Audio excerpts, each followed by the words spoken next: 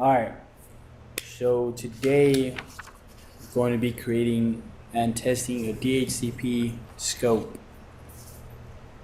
So I got my server 2 here and my Windows 8 user, and we're going to go ahead and start off by going to server 2, and we're going to create a new scope. So let's go ahead and get to it. Alright, so we're going to go to our server manager, and then we're going to go to tools, DHCP, and of course you have to have DHCP installed. So if you haven't, you're going to have to do that first. We're going to go into our node here. So the one that we're going to be working with is 410 server 2.410 server 2012.local, and we're going to be doing let's go ahead and do the IPv4. So we're going to right click it. So let's see. We're going to right click it, and then we're going to click new scope. And if you guys would like to, once you guys click on it, it'll open up in the middle pane. It'll give you a little bit of information on it. You guys could go ahead and read that if you'd like to. But yeah, like I said, right click it, new scope, and then it'll open up the new scope wizard. We're going to go through it. Just click next. In the scope name window, we're going to type in, let's type in 10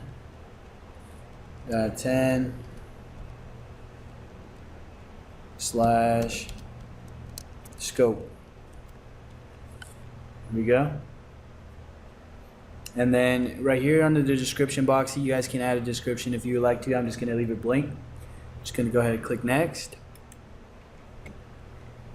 And then the IP address that we're going to use, or the start IP address, is going to be 10.10.1.100. So 10.10.1.100. There we go.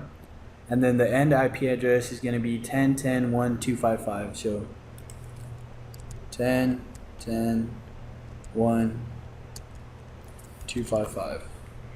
Alright, so on this length box, we're going to go from 8. Just click the up arrow a couple times till you get to 16. And there we go. So now let's go ahead and click next. Alright, and then once you click next, you'll get this new scope window. New scope window here, and it's to add exclusions or delay. So if you guys want to exclude certain addresses from being put out there, just go ahead and enter the IP address, the start and the end IP addresses, or you guys can use this box right here. But we're just going to go ahead and click next. Alright, and then we're going to configure the days, hours, and minutes here. So on the days, we're going to type in 0. And then in the hours, you're going to type in 1. And then minutes, type in 0. So we're good there. So let's go ahead and click next. Alright, so now we're at this new page. It says configure DHCP options. And then we're going to click on no, I will configure these options later. So click on there, click next. So we're going to go ahead and click finish and wait for that to be done. So alright, so once that scope is done and it's created, you should see it pop up under here under your IPv4, but you see a red arrow pointing down, and that means that it's not yet activated. So what you want to do is right click on it, and then we're going to click activate. So if you do click on the refresh, then you shouldn't see that anymore. So just go ahead and right click it and then activate. Now what we got to do is go to our Windows 8 user, and then let's go ahead and log in first. 1 second here.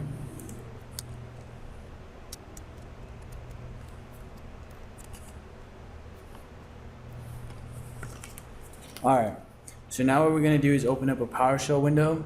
And to do this, we're just going to open up command prompt, and then we'll go into PowerShell that way. So open up command prompt, type in PowerShell, and then it enters PowerShell. And then we're going to go ahead and enter in the command. So I'm going to type it. I'll pause the video, and then when I got it all typed, I'll resume it. Alright, So I got that command entered in, so it's going to be set dash net IP interface dash interface alias and then space Ethernet, whatever Ethernet you guys are trying to configure, and then dash Dhcp and then space enabled. So go ahead and press enter. Alright, so then after we do that, there's one more command we got to enter in, so I'm going to go ahead and type this one in. Be right back. Alright, so the second command you guys need to enter in is going to be set DNS client server address dash interface alias space Ethernet 0 or whatever Ethernet you guys are configuring, and then dash reset server addresses. So then after we enter that in, just go ahead and press enter.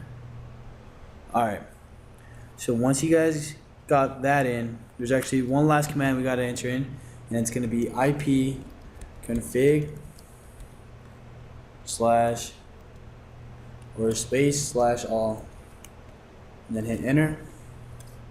Alright, and then you see on here that the address is going to be 10.10.1.100. So let's see here. You guys can scroll up and take a look at all your addresses here. Alright, so once you guys take a look at that, we're going to head over back to our server 2, and then we're going to click on address leases. So address leases, and then you see the address lease to 410 server 8 or 410 or Windows 8 user, sorry, and there it is. So 10.10.1.100. okay, and yeah, so that's how you create a scope and test it.